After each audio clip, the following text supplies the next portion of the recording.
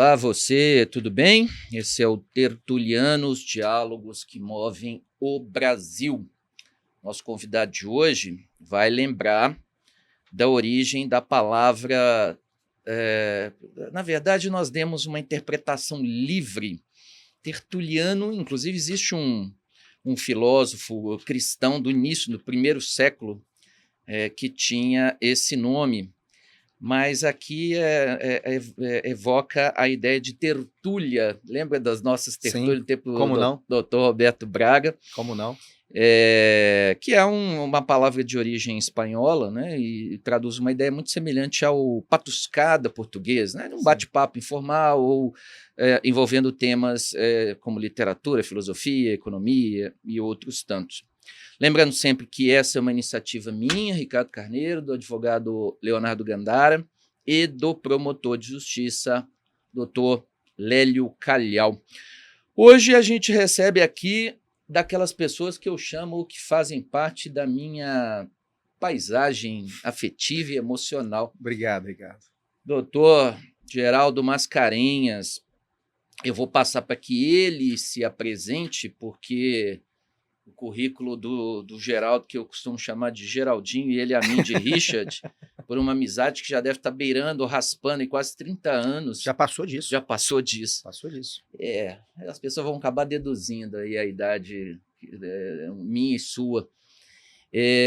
Mas eu, enfim, sempre tive em você, Geraldo, a minha referência em direito tributário. É uma honra. E olha que nós temos amigos também de referência, amigos em comum, né, que de algum modo também foram para nós as respectivas referências profissionais. Mas eu, quando tenho dúvida, problemas, e são muitos, né, de ordem tributária, o primeiro que eu bato na porta é do meu grande amigo, que sempre esteve ao meu lado aí em horas boas. Infelizmente, a vida tem mais horas complicadas do que de felicidade exultante. Mas, Geraldo, tem uma característica que eu não tenho, é um otimismo atávico, quase que um otimismo doentio. É verdade. E eu sempre falo aqui, o otimista costuma ser o pessimista mal informado. Ou, pelo menos, acho que a vida é difícil demais para a gente viver com o pessimismo. Mas compreender a realidade do país que a gente vive, talvez também no contexto do mundo e do momento que a gente está vivendo, nos leva em certa medida, a um grau relevante de pessimismo. O tema que eu propus ao Geraldo Mascarenhas, eu temo sair daqui já tentando mudar de profissão.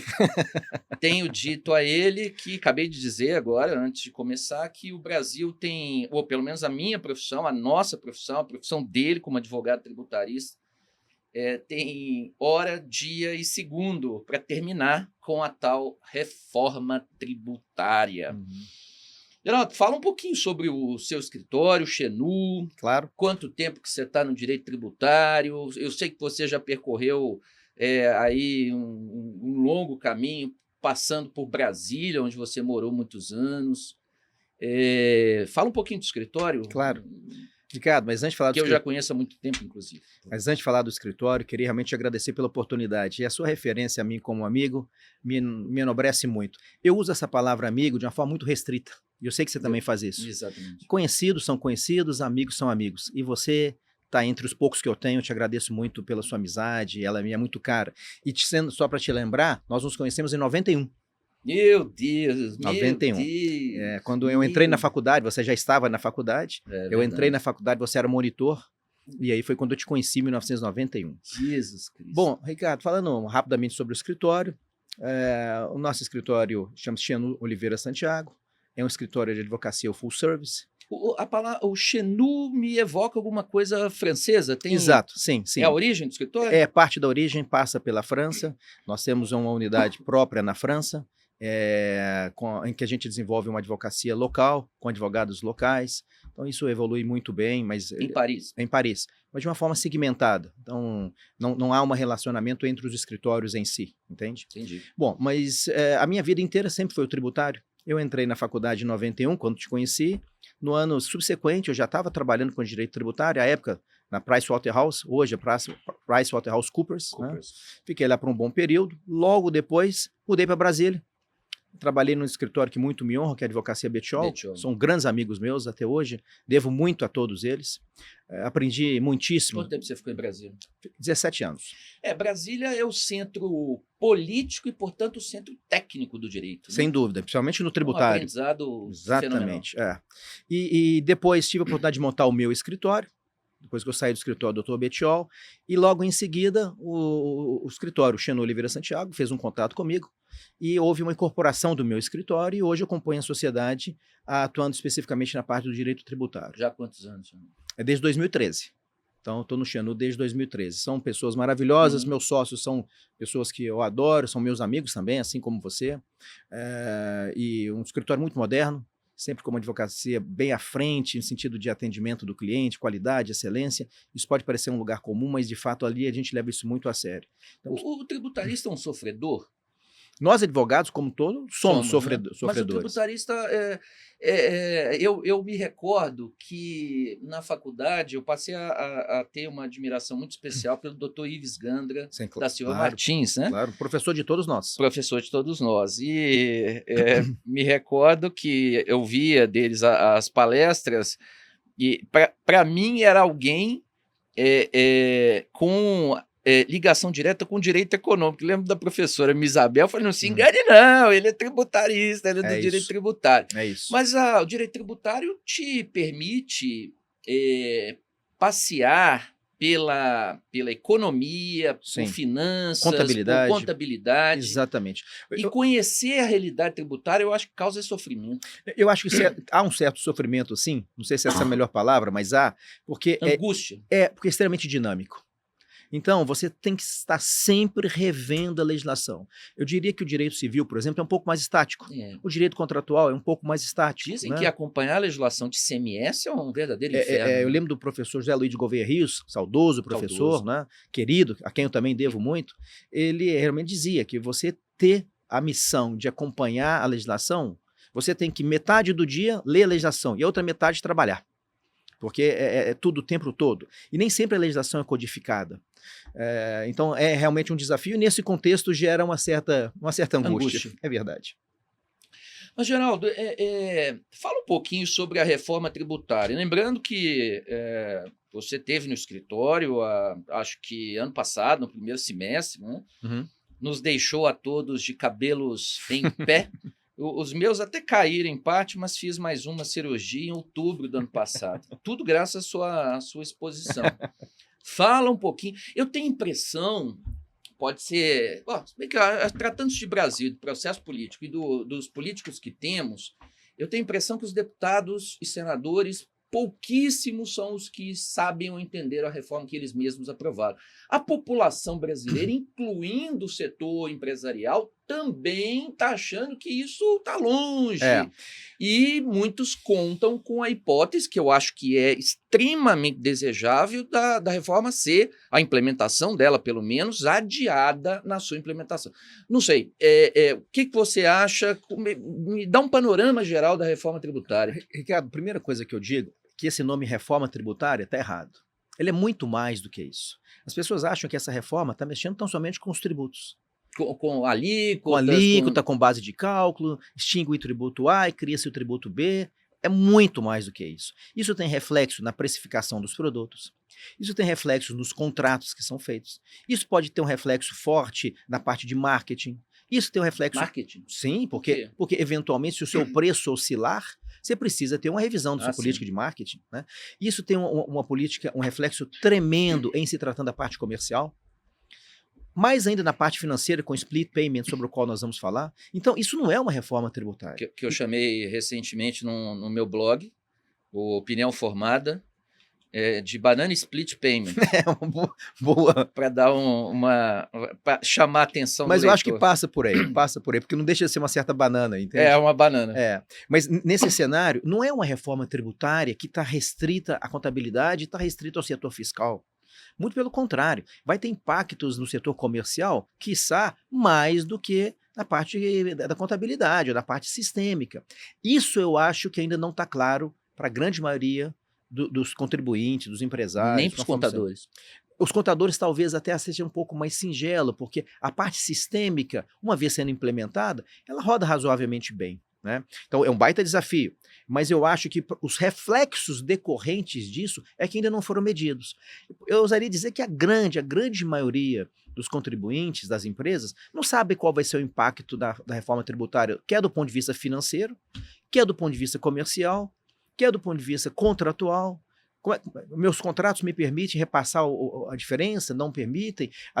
O meu setor de marketing está bem adaptado a essa realidade? Qual tipo de contato que eu tenho que ter com o meu cliente? Então, a parte tributária dessa reforma é o mote, é o início. Mas os reflexos que dela decorrem são extremamente amplos e isso realmente está longe de ser mapeado. Acho que, mais uma vez, a tendência é que se aprenda fazendo, o que custa caro. A ignorância, de uma forma geral, ela custa caro. Você não saber algo custa caro. Então eu acho que daí a intenção de se adiantar, se estudar, se preparar, porque se vai ser adiado ou não, Ricardo, só Deus sabe, né? A gente vive num país um tanto quanto instável, então não dá para dizer, e não dá para apostar num adiamento, porque caso ele não venha, isso é um problema sério, né? Bom, pelo que eu entendi, a reforma de fato é uma reforma estrutural da tributação no país. Mas a impressão de leigo, Geraldo, é que é mais do mesmo. É uma forma de avançar sobre a sociedade, extrair mais renda via sistema tributário. Nós já conversamos sobre isso, é alguma coisa que me apavora, né? A tributação da retirada de lucro. Aliás, venhamos e convenhamos, qualquer que fosse o governo, era pauta da dualidade, né, do momento, né, o L e o B, era pauta de ambos, né, a tributação da retirada de lucro, fechar um pouquinho essa torneira, mas a impressão que eu tenho, e sobretudo o que isso representa para o setor de serviço. Com isso você já vai nos dando um panorama geral. Quer dizer, é verdade que um escritório de advocacia ou uma PJ de um médico terá um aumento de carga em torno de 100%? Eu acredito que sim. Ricardo, olha só, de uma forma geral... Ninguém consegue ter 100% de aumento de um custo, e esse é um preço da economia, o tributo é um preço da economia, claro, de forma impune. Ricardo, em se tratando de serviços e considerando as alíquotas que estão previstas, inclusive recentemente foi editada a alíquota, né? Eu quero crer não, eu afirmo que para serviços que têm poucos créditos a apropriar, o aumento vai ser 100% ou mais. Como é que é esse sistema de creditação? É mais ou menos como o ICMS hoje? Exatamente, semelhante, é uma boa inspiração ICMS. Mas basicamente o que nós temos que é um IVA. Então todas as aquisições que são feitas a título de despesa geram créditos, que são oponíveis aos seus débitos na saída. Então você tem um imposto sobre um valor agregado. Então esse é um mecanismo que já existia, de certa forma, no sistema tributário. O problema é que hoje, atualmente, é extremamente limitado o direito ao crédito. Então vamos entrar um pouco na... Continuará assim? Não, agora é bem mais amplo. Mas é bem mais amplo. Então, vamos pensar uma determinada indústria, uma empresa de mineração qualquer, ou que tem parte da sua indústria a mineração, uma fábrica de cimento, por exemplo, né? Ela extrai ali o calcário. Depois que ela dá o tombo no calcário, ela tem uma série de insumos que ela utiliza para que ela possa fazer o tombo no calcário, que ela possa moer o calcário, que ela possa transportar o calcário, que ela possa eventualmente depois levar o calcário para um forno de clinker e tudo mais.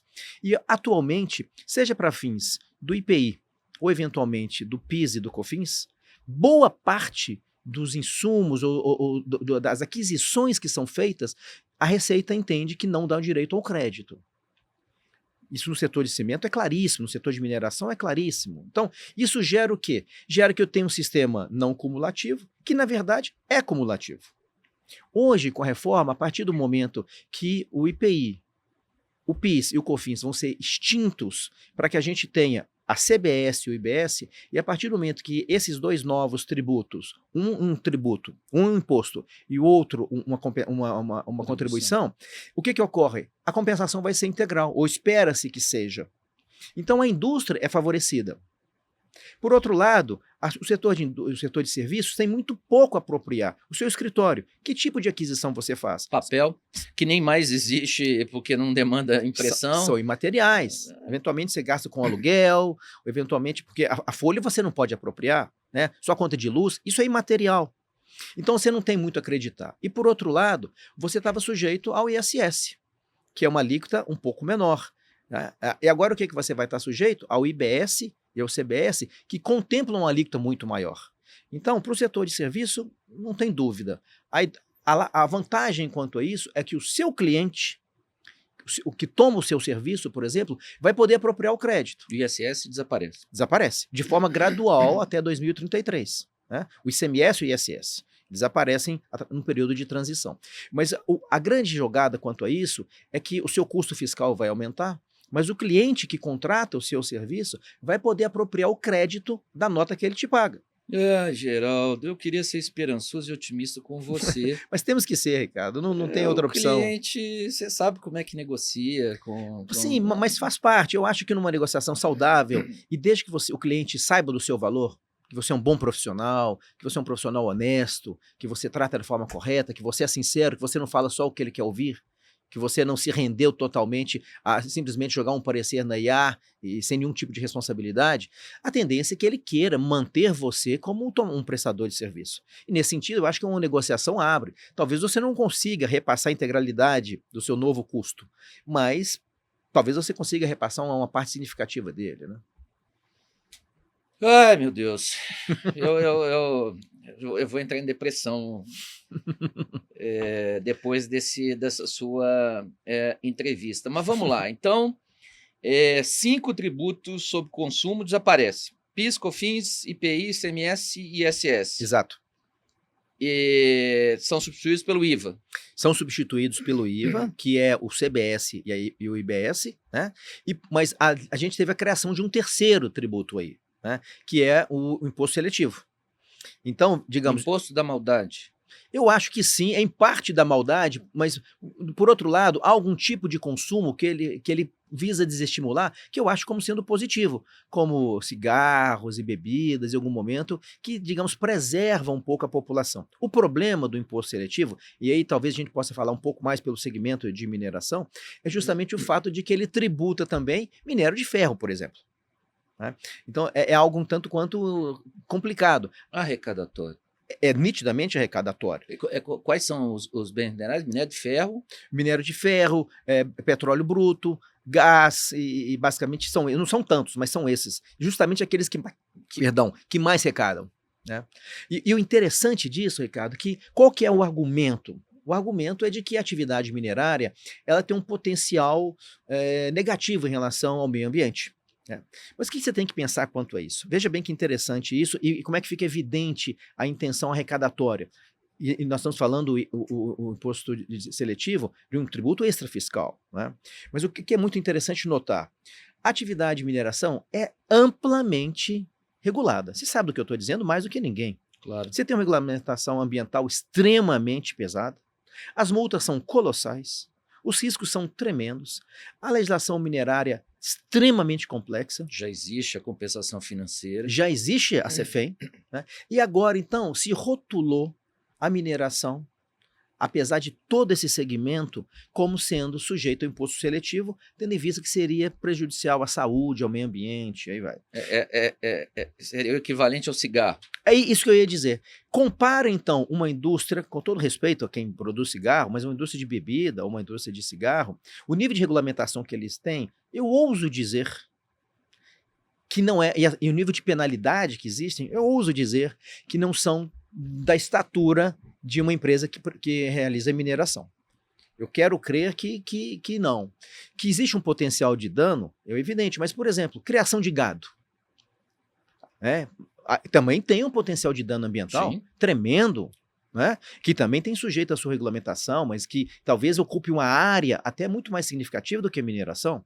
A mineração tem, inclusive, parte disso reservada a reservas ambientais, etc. Mas eles não foram tratados assim. Então, nesse caso, eu sei que o segmento como um todo está se movimentando muitíssimo, né? E nessa circunstância, é um tanto quanto estranho você entender que haveria um imposto seletivo que equipara fumo, bebida à extração de minério. Essa categorização da atividade de extração mineral, em particular, quanto a algumas tipologias minerais, decorre não da lei complementar, que isso foi aprovado pelo Congresso também, lei ordinária? Não, ainda não em lei ordinária, mas através de lei complementar. Então, isso decorre da Constituição, da Emenda Constitucional 132. Mas essas atividades são, então, já rotuladas como tal na lei complementar? Sim, não, com a lei complementar. Está lá no anexo 17, se eu não me engano. Então, o anexo 17 da lei complementar 214 traz esses elementos. Coloca lá no meio o cigarro e depois coloca junto com o cigarro o minério de ferro. Mas, Ricardo, a coisa não para por aí. Nós estamos exportando o tributo mesmo. Esse é o ponto. Porque, veja bem, em relação ao IBS e a CBS, a exportação não gera a tributação. É o mesmo princípio da imunidade que se refere aos tributos decorrentes, ou tributos de matérias que são destinadas à exportação. Então, nesse caso, em relação ao imposto seletivo, existe a tributação do minério de ferro quando da exportação. Por quê? Porque houve, quando da edição da lei complementar, existia lá o artigo 490, e o presidente da República vetou a extensão da imunidade à exportação.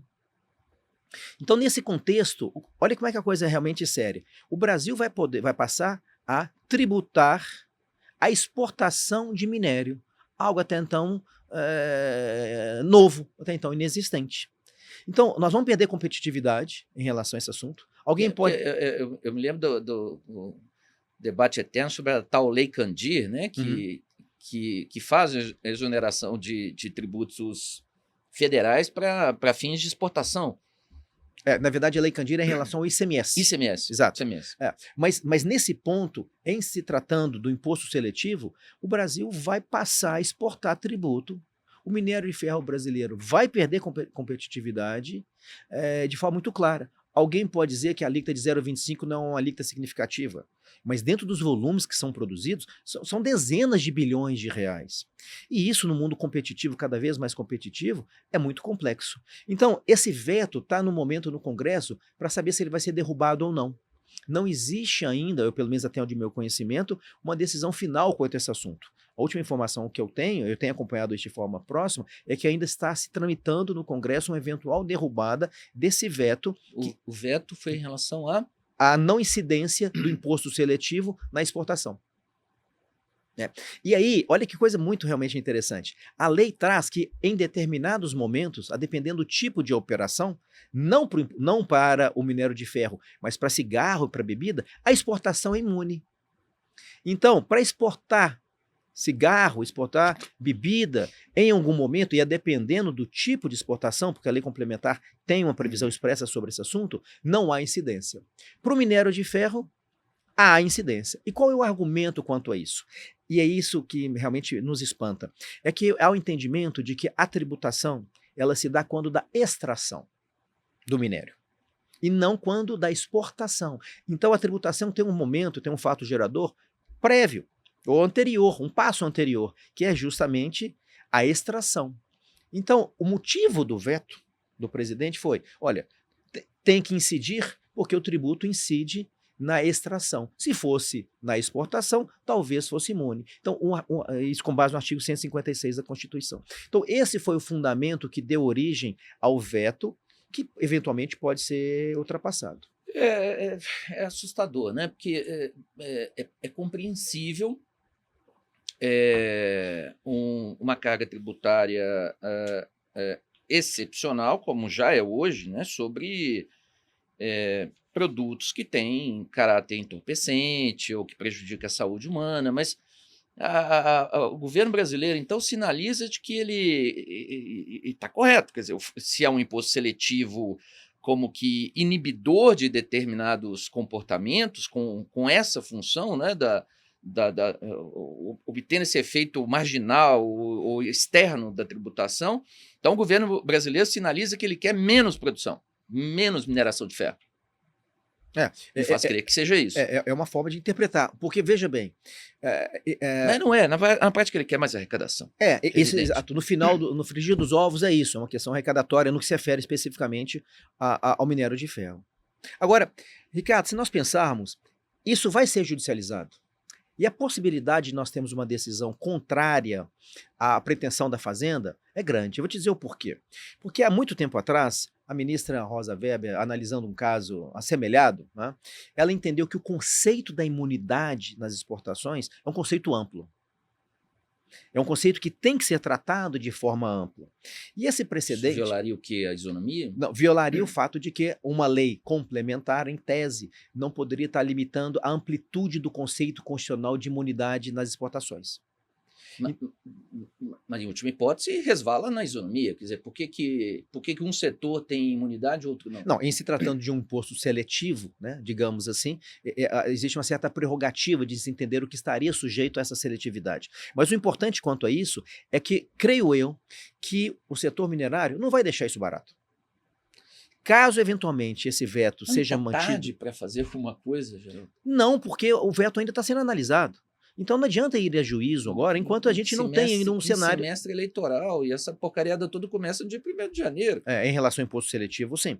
Então, eu quero crer que realmente é importante ter em mente que esse assunto ele tem uma tamanha relevância que, caso esse veto seja mantido, ele vai ser judicializado. E até onde eu percebo, até onde eu acompanho, o setor está muito atento a isso. Está muito claro quanto a isso. Porque já tem a CEFEM, que foi alterada significativamente depois de 2017 e 2018, que também onera a exportação. Com alíquotas diferenciadas, conforme a categoria. Que em relação ao minério de ferro é significativo. Né? Ainda que tenha uma essência e uma justificativa diferente, né? Quer dizer, pagamento, é um preço público, não é um pagamento pelo uso de bem público. Não é um tributo. Não é um tributo, mas onera do mesmo jeito. A conta chega do mesmo jeito, né? O nome iuris não interessa aqui. O que interessa é que o custo existe, não é? Mas de qualquer forma, assim, por que sendo um pagamento por uso de bem público, portanto, não sendo um tributo, por que se estabelecem alíquotas diferenciadas por categoria de bem mineral? Ou seja, essa função seletiva já está na própria CEFEM. Sem dúvida, sem dúvida. Bom, e paralelamente a isso, então, se nós somarmos todos esses custos, a tributação é muito significativa. É muito significativa. Então, quero eu crer que realmente o setor tem que ficar muito atento a isso e avançar. Mas tem partes, Ricardo, se você me permite, a serem comemoradas. Um dos exemplos que eu estou dando é justamente a questão do aumento do conceito da seletividade. Então, roletes, correias transportadoras, materiais explosivos, corpos moedores, corpos refratários, tudo isso que de uma certa forma está ligado ao segmento, peças de manutenção de veículos e tudo mais, nada disso dava crédito. Seja para o PIS, seja para o COFINS, ou seja para o IPI. Nós cuidamos no escritório de dezenas, centenas de processos administrativos e judiciais que questionam o creditamento. Né? E agora não tem limitação para a geração de crédito. Exatamente. Ou espera-se que não venha a ter. Como é que se vai... Bom, é o que você está dizendo, né? Quer dizer, aparentemente não vai haver, né? Mas, enfim, há hipótese de exclusão do que gera crédito?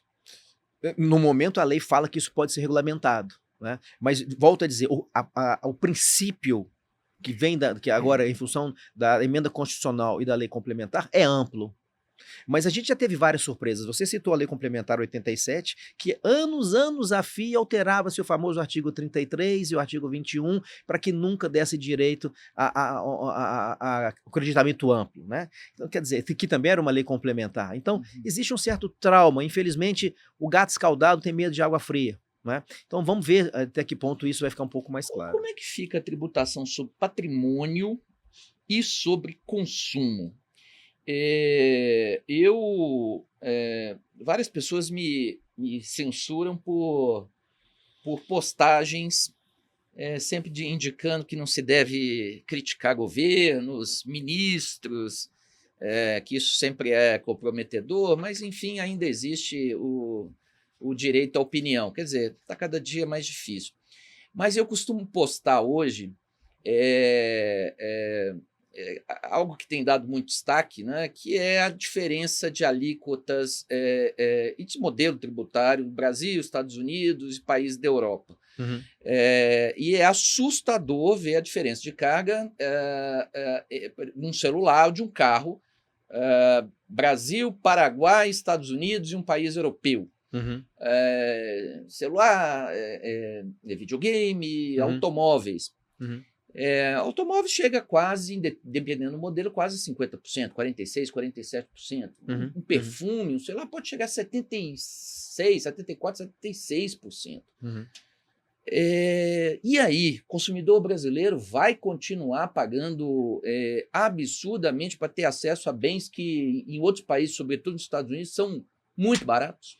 Ricardo, olha só, essa análise que você faz... Então, como é que fica patrimônio e como é que fica consumo? Entendo. Olha só, interessante. Quando você faz esse tipo de comparação, normalmente a gente está comparando consumo. Foi o que você acabou de falar. Qual a carga tributária sobre um telefone na França? Qual a carga tributária sobre um telefone no Brasil? Mas isso é parte da tributação. Por exemplo, a França, em se tratando de tributo sobre sucessão, ela passa de 30%. O nosso aqui é 5%. A França, em se tratando de tributação de receita, o imposto de renda, a alíquota deles supera a do Brasil em determinados momentos. Então, mas então, tem a leitura inversa, né? Tem, mas o serviço que o cidadão tem. Claro. Ou herança pressupõe adquirir patrimônio em vida, o que o brasileiro mal está conseguindo poupar alguma coisa. Eu concordo, você tem razão quanto a isso, eu concordo. Mas é só para te dar um pouco dos dois lados dessa moeda. Então, veja bem, imagina se o tributo sobre sucessão no Brasil fosse de 30%. Na França, ele é escalonado, por exemplo, né? Aqui, a tendência é que ele aumente. O ITCMD, muito possivelmente, inclusive decorrente da legislação, vai ser aumentado o ano que vem. Então, eu não estou dizendo que a nossa tributação é baixa, longe disso. O problema do Brasil é justamente uma falta de distribuição de renda, é a incapacidade de se pagar tributo, porque não se tem capacidade nem para se alimentar, nem para se morar. Então, não há uma capacidade contributiva mediana no Brasil razoável. A tributação, então, ela não é distribuída de uma forma proporcional. Agora, talvez com a tributação de dividendos, isso equaliza um pouco. Mas você fala o quê? Por exemplo, setores terem tributação muito baixa? O setor financeiro tem uma tributação baixa? Não, eu não acho que a questão seja uma questão setorial. O que eu acho especificamente é que o Brasil precisava, caso ele conseguisse fazer uma distribuição de renda melhor, caso o país tivesse uma capacidade de distribuir renda melhor, pagar o tributo não seria tão difícil. O impacto da carga tributária é muito alto no Brasil. Chegou o quê? Uns 37%? Sim, com certeza. Que em nível mundial não é a mais alta. Sim. Não é a mais alta. Mas você tem a contraposição dos serviços. O cara não precisa ter um seguro de automóvel, o filho dele estuda numa escola pública, o sujeito tem segurança, né? Então, quer dizer, tirando essa parte que todos nós conhecemos de você não ter o serviço de volta, saúde e tudo mais, né? Fato é que a carga tributária do Brasil, em escala mundial, ela é mediana. Mas o problema é que o brasileiro não tem dinheiro para pagar tributo, porque não tem dinheiro para pagar aluguel. Não tem dinheiro para pagar tributo porque não tem dinheiro para ter um transporte, para pagar o transporte público de uma forma razoável. Esse é o ponto. Então, eu acho que antes da gente pensar, ou paralelamente nós pensarmos nessa questão fiscal, que eu acho relevante, a reforma tributária eu vejo com bons olhos, sei que a opinião de várias pessoas não é tão positiva. Você tem feito essa ponderação desde o começo. Do jeito que estava, não dá para ficar. Não dava para ficar. ICMS é uma coisa de louco. Em 27 estados é uma coisa de doido. IPI é extremamente complexo, né? Então, eu vejo como positivo, mas eu acho que o desafio é muito maior do que isso. A gente precisava ter uma reforma administrativa, efetiva, quebrar as resistências às castas, ao ponto. Precisávamos ter uma reforma política efetiva. Precisávamos ter um nível de conscientização que são muito mais importantes do que o país para a reforma tributária. Então, Quanto a isso, Você acha, francamente, que vamos conseguir não vai. quebrar as tais castas que estão incrustadas no serviço público? Evidente, né? Não são todos os segmentos, mas fazer reforma política pelos políticos que nós temos, fazer uma reforma É um baita administrativa, desafio. impondo às pessoas perdas de receita, Mas a gente talvez pudesse fazer uma reforma preservando um direito adquirido. a gente precisava de outra Constituição, Geraldo. Eu não sei se Talvez ter um Congresso paralelo Eu fazendo não uma sei. nova Constituinte. a gente só precisa entender que os desafios, reforma tributária é um desafio pequeno comparado com outros que o nosso país estruturalmente precisava. É isso que eu estou querendo dizer. Isso é a parte menor. Outras reformas política, administrativa, são muito mais complexas e muito mais difíceis que essas. Esse ano, agora, esse mês, em agosto agora, eu faço 30 anos de formado. Você saiu da faculdade em 94, não foi? 93. 93. Eu saí em 96. Né? E desde aquela época, eu ouço falar de reforma tributária. Desde aquela época, eu era estudante de direito. Eu lembro as aulas com o professor Sacha Calmon, Misabel, os nossos mestres a quem a gente sempre rende homenagens, devo tanto a eles, não é? Mas fato é que, desde aquela época, eu ouço falar disso. E eu não acreditava que sairia. Quando a coisa começou a ficar real, né, eu fiquei assim, pô, agora vai realmente? E foi. Estados e municípios perdem? Perdem. Perdem em parte em autonomia, realmente perdem, e a tendência é que percam também em função de uma certa concentração de controle por parte da União quanto a isso. A classe política não entendeu tecnicamente a reforma que aprovou. Né? Porque esse era o grande desafio, impor perdas em nome de alguma coisa. No Brasil quase sempre é em nome de um projeto político circunstancial e pessoal. Mas a mesma coisa se os seus sócios chegarem hoje com você no escritório já à tarde e falarem assim, Geraldo, nós vamos reduzir sua participação societária, vamos reduzir sua renda variável. É muito difícil. Quer dizer, e se eles conseguiram, para mim, um indício claro de que ninguém entendeu a reforma. Ricardo, eu não diria ninguém, mas olha só. Esse aqui, aliás, é a preocupação. Alguns. Eu te diria que se você conversar hoje com a maioria dos nossos congressistas, eles não seriam capazes de explicar claramente como é que ela vai funcionar. Vai ser algo um pouco conceitual ou abstrato demais. Talvez eles não tenham condição de medir os efeitos quanto a isso. Né? Nesse ponto eu concordo com você integralmente. Mas quem tem que entender, já que a coisa está posta, somos nós que pagamos a conta. Já que eventualmente foi feito assim, precisamos nós nos prepararmos, precisamos nós estudar o assunto como um todo e mitigar a perda para aquele que vai ter perda. Porque, volto a dizer, a parte da indústria talvez não tenha perda. Nós do serviço teremos. A parte da mineração, tirando talvez o imposto seletivo, talvez não tenha perda. A depender o quê? Volto a dizer, do volume de créditos que essas empresas vão passar a apropriar e que hoje não apropriam. Então, no nosso escritório, a gente tem feito muito essas simulações para os nossos clientes. E alguns deles têm efetivamente, talvez não uma redução significativa, uma redução brutal, mas tem uma circunstância que a oscilação na última linha não é tão significativa. Agora, para serviço, aí... Me conte uma coisa. Os chineses, a China não é nossa pauta, pelo menos não hoje, mas os chineses estão aí despachando e inundando o mercado brasileiro com veículos elétricos, híbridos e elétricos, em vários formatos de carregamento. O que é compartilhado entre os estados e municípios é o IBS. Exato. A partir do ano que vem, eu compro um carro, que tributação eu vou sucumbir?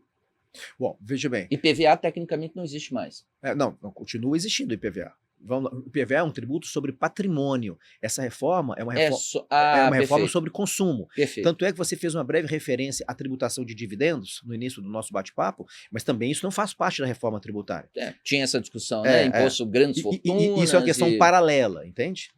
Mas, Ricardo, a tributação como um todo vai depender do sistema. Então, os carros que são importados vão ter um sistema de tributação específico e aqueles que eventualmente são produzidos no Brasil, eventualmente podem ter um sistema paralelo.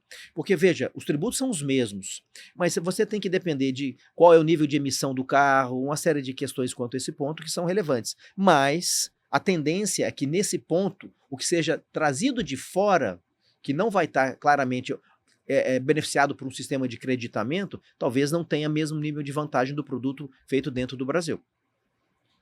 Pois é, mas faz sentido uma reforma parcial, deixando então o IPTU Não. no nível municipal, IPVA estadual continua? Não, mas a reforma, ela não é parcial, ela é completa quanto aos tributos de consumo.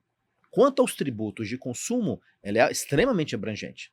Agora, quanto eventualmente a tributos sobre a renda... Pode estar aí a razão pela qual, por exemplo, os municípios não se insurgiram, porque, enfim, eles poderiam se surgir com relação aos repasses da arrecadação de impostos federais, mas a grande renda do município, a mim, me parece serem ISS e o Mas nesse ponto foi positivo. E o Estado, o IPVA. Mas nesse ponto foi positivo para eles. Né? E o ICMS, que ICMS, acaba. Mas nesse ponto foi positivo para eles. Por quê? A alíquota do ISS estava lá 4%, 2%, tal. Agora, a partir do momento que eu tenho a substituição do ISS pelo IVA, e que eu tenho esse fracionamento das alíquotas, a alíquota tende a ser maior. Por isso que o serviço é impactado.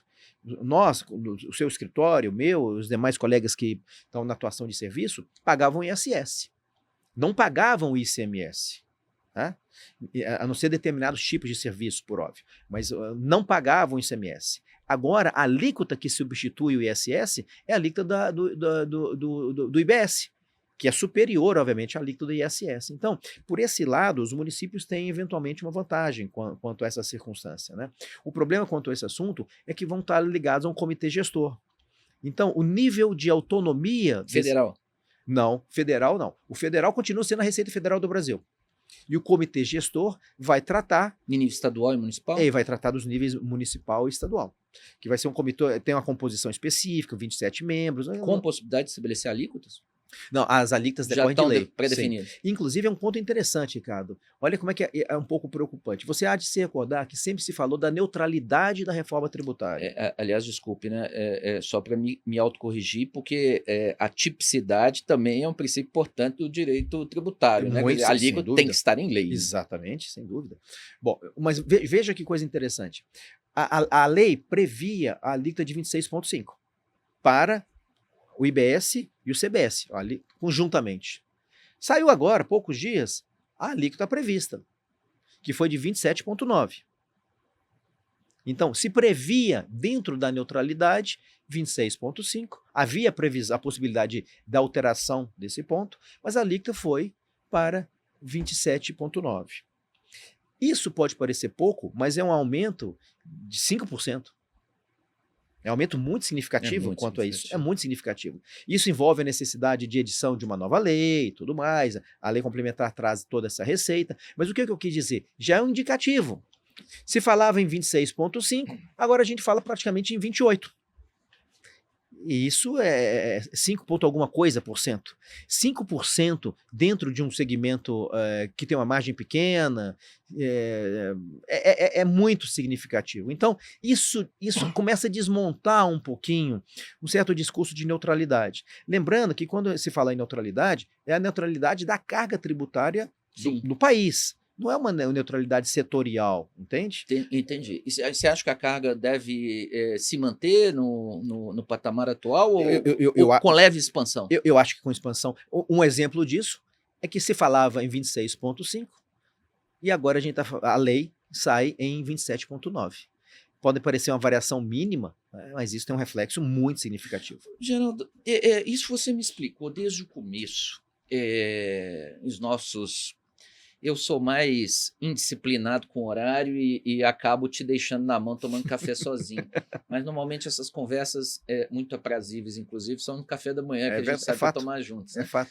Mas você sempre me explicou que, enfim, de novo, a questão não é setorial, mas tendencialmente a indústria sairia não bem beneficiada, mas numa situação mais Menos impactada. menos impactada. É curioso, né? Porque o peso da economia de serviço no país é muito grande. É. Quem gera emprego em massa é o É comércio, isso. é a pequena senhora que tem uma PJ, um MEI, que faz costura de pequenos reparos em roupa e sapatos, e é o advogado, é o médico, é uma clínica odontológica. E esse setor acaba sendo, ao meu ver, eu vou usar essa palavra, mas é minha expressão, penalizado. Agora, por outro lado, o país passa por um processo nítido, mas não é só no Brasil, é no mundo inteiro, de desindustrialização. Exato. Quer dizer, então, assim, você vai favorecer um setor que está sumindo a pouco e pouco no Brasil e penalizar um outro setor que é dinâmico, essencialmente dinâmico, que gera muito emprego. Ricardo, é mais ou menos assim. E vou te falar, e já faço outra pergunta, para antes Claro. que eu não esqueça, que é a questão da folha de pagamento. Sim. Deixa eu ir para o primeiro ponto. O perfil que você mencionou, o pequeno prestador de serviço, etc., esses não vão ter um impacto próprio, na medida em que eles são tributados pelo Simples, que não vai estar afetado diretamente pela reforma. O modelo se mantém. A não ser que esse próprio contribuinte deseje fazer o recolhimento do IBS e do ICBS para poder gerar crédito para aquele que toma o serviço dele. Então, a priori, esse segmento ele não tem um impacto próprio. Ele pode ter um impacto sistêmico, já que se houver uma inflação, algo decorrente da reforma tributária, ele também é impactado. Mas, digamos, é um impacto direto, lateral. Entendi. Como talvez diria o nosso querido professor Arthur Mafra, um impacto ancilar. Ancilar. Um sujeito maravilhoso. Arthur Alexandre Mafra, desembargador. Maravilhoso. Então esses prestadores de serviço não têm, digamos assim, esse impacto direto. O impacto para o serviço é para quem não está nesse tipo de tributação pelo Simples. Quem está tributando pelo presumido, eventualmente pelo real. Esses são impactados. E são impactados muitíssimo, conforme nós já falamos dessa circunstância. E o ponto que você está trazendo é interessante. O mundo caminha para serviço. Né? O mundo caminha cada vez menos para a indústria. As indústrias tendem a se concentrar em países, digamos, não tão desenvolvidos. Mas a grande geração de PIB, a grande geração de renda passa cada vez mais pelo serviço. Ainda mais agora com IA e tudo mais, né? Que é o caso da economia americana. Então, o Brasil sempre teve essa ideia falsa de que o setor de serviço é subtributado. Né? Não, você paga 15%, como se 15% fosse pouco. Nossa, né? Eu não dou conta de 15%, quanto mais de 30%. Então, e aí a gente perde em competitividade. Eu fico imaginando o seguinte, a carga que o setor de serviço passa a ter agora... Né? Que chega a 30 Hoje é 14,8. Chega 14,5. Agora vai passar de 30. 32. Dependendo do que você recolhe do ISS, principalmente. Se você faz um recolhimento do ISS por categoria profissional, como a gente tem em alguns municípios, em refere à advocacia, por exemplo, o impacto é muito significativo. Pode chegar a uns 34,8, 35. E além disso, além disso, você tem a distribuição dos 10%, o imposto de 10% no que você distribui o lucro acima de uma determinada faixa. Né? Então, essa circunstância vai fazer com que o Brasil também perca competitividade no setor de serviço. Assim como exportar minério vai ficar mais caro, prestar serviço no Brasil vai ficar mais caro. Então, em que momento eu fico imaginando o investidor que eventualmente quer montar uma empresa de serviço no Brasil? Existem muitas empresas de validação de qualidade ambiental, minerária, pecuária, tudo isso. Até que ponto essas pessoas vão optar por prestar um serviço no Brasil, montando uma entidade aqui, né? Ou eventualmente fazendo isso de fora, que tem outros reflexos, que se refere à importação de serviço, que também é caríssimo, né? Então tudo isso vai reequilibrar o segmento. Volto a dizer, não que a indústria tenha sido favorecida, não é isso. A indústria merece toda a atenção, todo o respeito, e isso é claro. Mas me parece que essa distribuição do custo fiscal decorrente me pareceu excessivamente desproporcional. Eu não sou contra um eventual reequilíbrio ou algo que eventualmente pudesse fazer uma breve recomposição da tributação de serviço, mas os patamares que foram feitos, eles não favorecem o pessoal de serviço, porque você não tem crédito a apropriar. Não existem. Ou se tem, são pouquíssimos.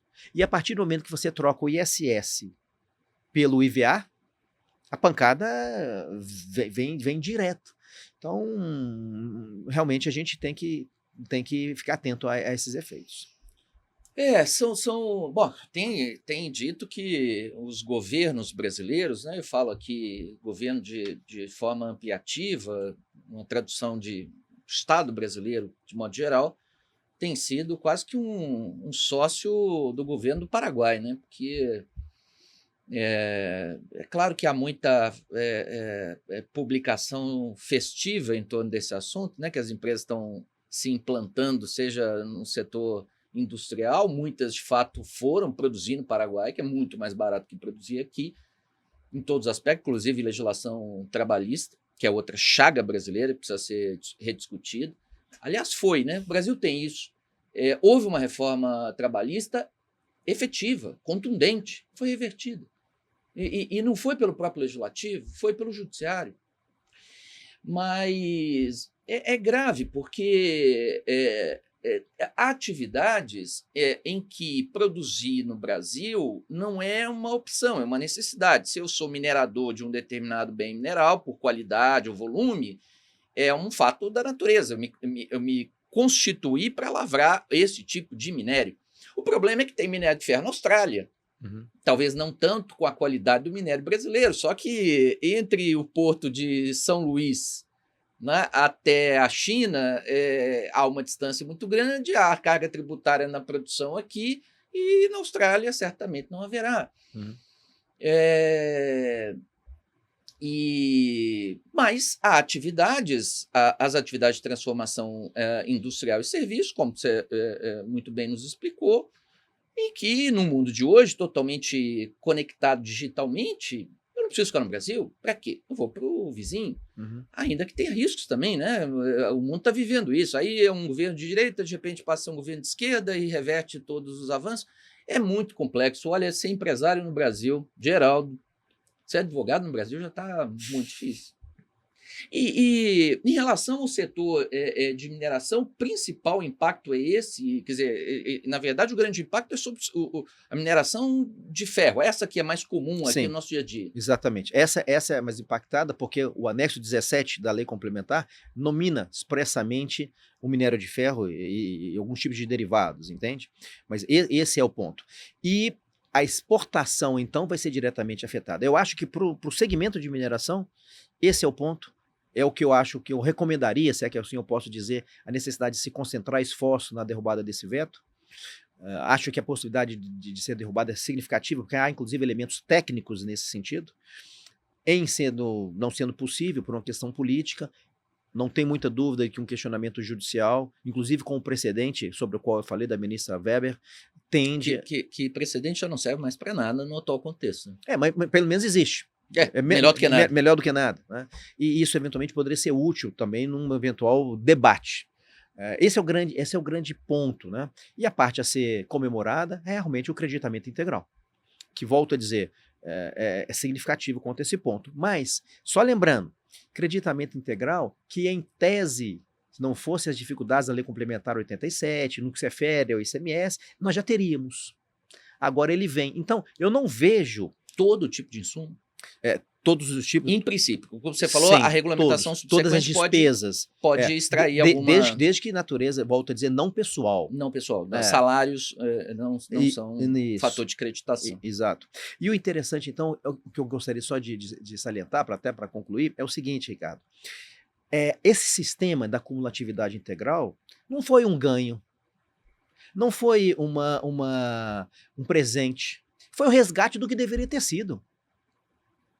Ou seja, a não cumulatividade integral, que é o que se promete agora, não foi alguma coisa que nós ganhamos de presente. Foi alguma coisa que nós já deveríamos ter tido há muitos anos atrás em relação ao ICMS. Você quer dizer que já existia e foi sendo podado ao longo dos anos? Porque a Constituição dá uma certa abertura para uma cumulatividade ampla, para uma não cumulatividade ampla, melhor dizendo. E o que diminuiu isso? A Lei Complementar 87. Então, ter hoje esse sistema não é um presente, não é uma conquista. Ter esse presente, ter esse sistema é um resgate do que nós sempre deveríamos ter tido. E sempre nos foi negado. Quantos contribuintes sofreram com autuações fiscais de ICMS, de IPI, de PIS, de COFINS, porque acreditaram insumos, mas a Receita entende que aquilo é um material de uso e consumo, porque não tem um contato direto com o produto, porque não agrega o produto, porque não compõe o produto, e os maiores subterfúgios possíveis justamente para impedir isso. Constitui-se passivos bilionários, um custo fiscal absurdo, autuações, algumas com multa de 100%, antigamente era cabível até 150%, e isso então gerava uma instabilidade, uma insegurança. Chegava o contribuinte e falava, pô, eu posso acreditar? Quantas vezes na minha vida eu dei pareceres jurídicos dizendo se um cliente poderia ou não acreditar rolete rolete de correia transportadora. Ah, mas corpos moedores, mas ele interage, ele não interage? Isso é um absurdo. O empresário não consegue conviver com isso. Agora, isso deixa de existir. Mas só o que eu estou querendo dizer é que não é um presente, uma conquista. Nós estamos tendo tardiamente o que sempre deveríamos ter tido. Esse é um ponto que eu acho que vale a pena refletir. E a minha brincadeira com o Banana Split Payment? Não é bom, de certa forma, se não é uma ampliação de carga nominal, é um mecanismo que facilita absurdamente a vida do fisco. Sim. E complica gravemente as finanças e o fluxo de caixa do empresário. Aquele empresário que... Como é que funciona? O que é o split payment? Basicamente é um sistema... É um PIX sofisticado? Boa. Basicamente é um sistema através do qual você tem um recolhimento automático dos tributos do IBS, do ICBS, quando do pagamento. Isso vai ser feito através dos bancos. Que vão ganhar para isso. Imagino que sim, porque eles passam a ter um custo em fazer isso e mais, a ter uma responsabilidade por fazer isso. Então, eu quero crer que os bancos não vão, em momento algum, deixar de capitalizar em cima disso, como é próprio dos bancos, em que se capitalizar sempre que lhes é possível. Né? Já estão falando aí em 0,39 centavos por cada operação. Então, isso vai existir. Né? Então, o que eu quero dizer? O split payment ele é um problema para aquele que utilizava do lapso temporal, do período de tempo, entre o recebimento e o pagamento do tributo. É aquele que girava, é aquele que usava isso como parte do fluxo de caixa, parte da sua disponibilidade financeira. Isso para algumas empresas é mais relevante, e isso para outras empresas é menos relevante, dependendo da margem de resultado, de uma série de questões da própria encargo fiscal. Para aqueles em que isso era relevante, vai ser um problema, porque você não tem mais aquela ideia de se financiar, no sentido positivo da palavra, com a apuração trimestral de impostos. Com o período que você deixa de recolher. Por outro lado, sempre tentando ver o lado bom das coisas, né, Ricardo? Por outro lado, isso diminui o seu risco. Vou te dizer o porquê. Porque se você não tivesse o split payment e você tomasse um serviço de um terceiro e esse terceiro não tivesse recolhido o IBS ou o CBS, a sua tomada de crédito seria passível de glosa. Então, ao mesmo passo em que o split payment tem esse efeito financeiro, ele tem um efeito positivo de fazer com que o crédito que você apropria seja sempre bom, ou quase sempre bom. Porque você vai ter o conforto de que o tributo naquela operação foi recolhido. Então, esse é um ponto que traz um pouco mais, digamos assim, de segurança jurídica no sistema de apropriação de crédito. Agora, que ele vai ter um efeito financeiro nesse contexto, não tem muita dúvida. O drama é o que você falou. No fundo, tem a ver com a ineficácia do Estado, com a incapacidade de ter mínima responsabilidade do ponto de vista de gestão fiscal de modo global. E a falta de renda para o consumidor e a falta de lucratividade nos negócios. O Brasil está muito caro para tudo. Me lembro, já que falamos dele, né, sempre eu e você devotamos aí muita admiração pelo Dr. Ives Gandhi, parece que a tese de doutorado dele foi sobre a norma tributária como uma norma de resistência social. É um fenômeno até fora do direito, né, naquela perspectiva clássica de o direito é norma, enfim. mas é um pouco além do direito, né? Porque em qualquer tempo, em qualquer civilização, em qualquer povo, qualquer país, ninguém quer pagar tributo.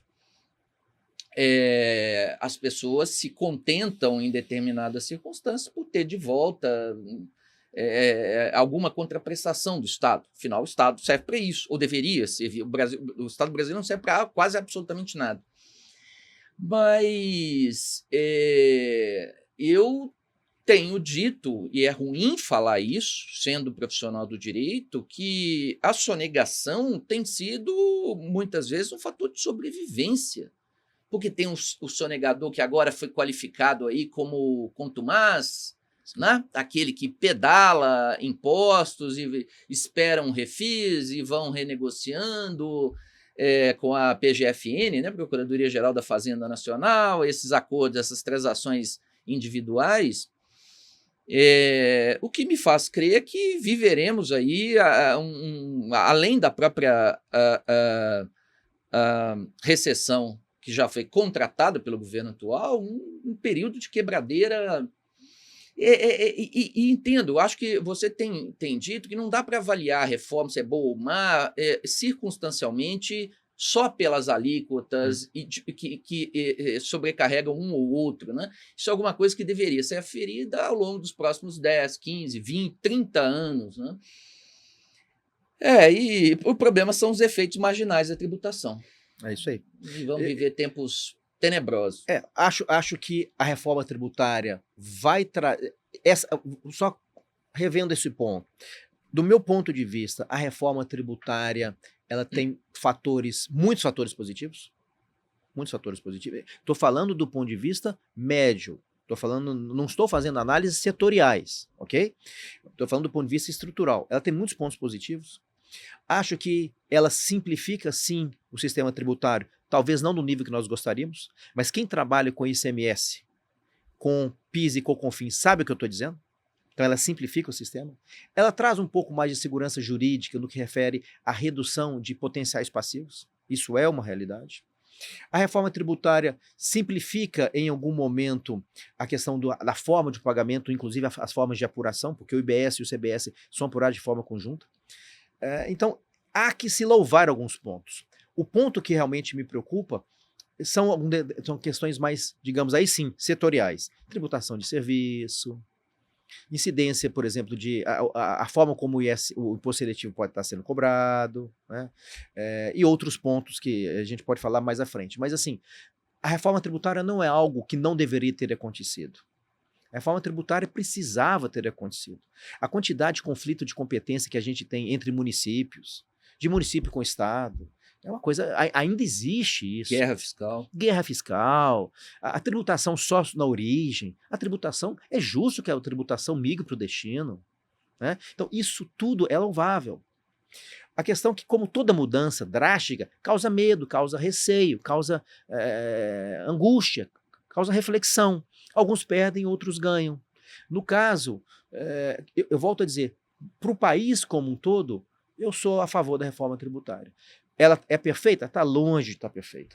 Ela é imprestável? Não, não é imprestável. Ela pode ser aprimorada? Pode. Ela é um passo numa tentativa de reformas sistêmicas do país? É. Como a reforma, eventualmente a reforma política, a reforma administrativa, eventualmente uma nova reforma da Previdência. Então, isso é um passo. E as coisas são montadas aos poucos. Então, eu acho que a gente não precisa sofrer tanto por antecipação. Acho, por outro lado, Ricardo, que é fundamental se antecipar. Quem acha que essa reforma é só conta, é só número, está redondamente enganado. Quem vai estar esperando a coisa acontecer para janeiro vai tomar um impacto e vai ter menos tempo de reação. Para nossos colegas advogados, que têm sociedade de advogados, qual o impacto imediato e o que fazer? Uhum. Primeiro ponto... O primeiro ponto é entrar no site. Qual que é o site do Xenu? Xenu.com. Xenu.com, porque é global, né? Sim, mas o primeiro ponto que eu acho não é tributário. O primeiro ponto que eu acho não é financeiro. O primeiro ponto que eu acho é fidelizar o cliente. O primeiro ponto que eu acho, em função dessa reforma tributária, é fidelizar o cliente, aumentar a sua qualidade, aumentar a sua disponibilidade de tempo para o cliente, aumentar a qualidade do seu atendimento para que o seu cliente tenha cada vez mais uma predileção por você. Esse é o primeiro ponto. Segundo ponto, quanto a isso? Renegociar os contratos. Não. Fazer conta. Fazer conta. Internamente. Internamente. Olha, eu vou sair de quanto para quanto? Eu tenho crédito a apropriar? Eu mantenho meu modelo de negócio? Eu reduzo o meu custo? Como que eu reduzo? Diminuo o tamanho da minha sala? O problema é que advogado não sabe formar preço, né?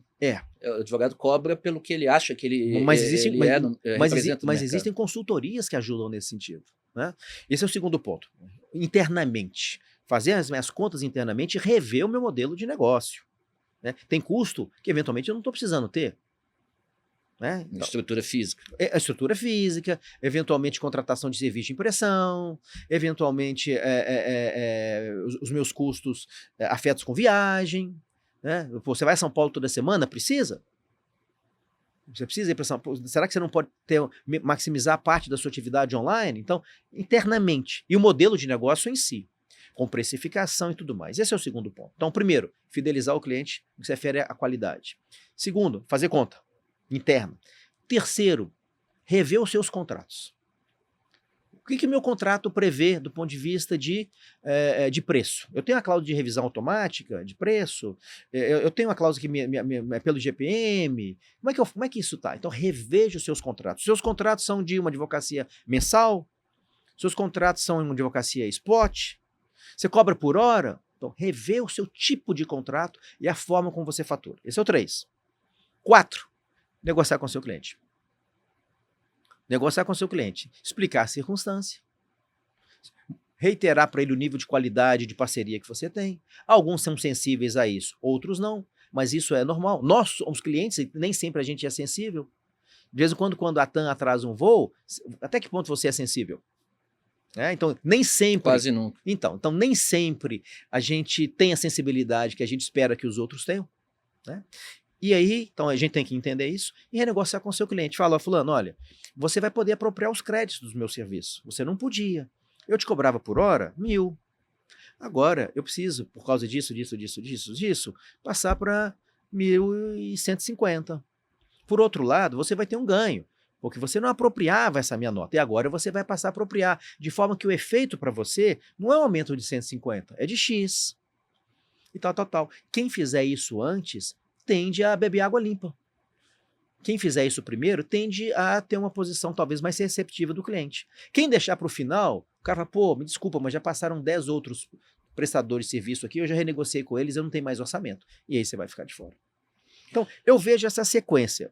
Recapitulando, aumentar a qualidade. 2, fazer conta internamente.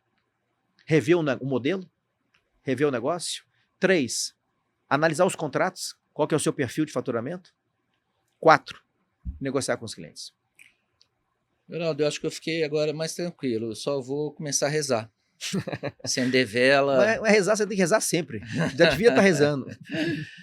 Meu amigo, fantástica a sua participação no nosso podcast, a nossa tertúlia do dia. Obrigado.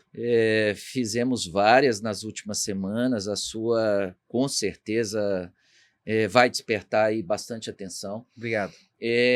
Como te disse, segundo semestre, eu e Gandara pretendemos fazer mais um evento presencial, e eu acho que a reforma tributária e impacto do setor mineral deveria ser uma componente, então chamar o Xenu aí como parceiro. Vai ser um prazer.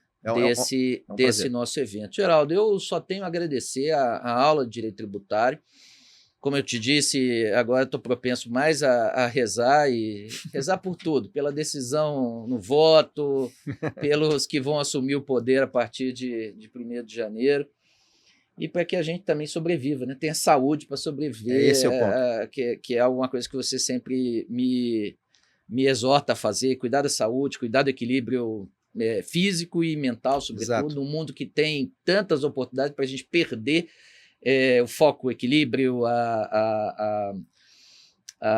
uma certa, enfim, proporcionar razoabilidade, conduzir as coisas na vida, né? Sim. E então eu queria te agradecer imensamente pela aula de hoje, pela oportunidade. Foi uma honra conta comigo sempre, só te lembrando que reforma tributária não é um problema, é um desafio. Problemas são outros que a gente aparece na vida de vez em quando. Você sempre fala isso, É um né? desafio. Exatamente. Isso é um desafio. É. Então, conta comigo, eu estou à disposição, é uma Bacana. honra sempre. Como é que escreve Xenu? CHENUT, de Tatu. O T, T mudo no final. T mudo no final. .com. .com. Muito obrigado Bacana. por tudo, eu fico à sua disposição sempre, foi uma honra. Obrigado, Ricardo. Obrigado, meu caro.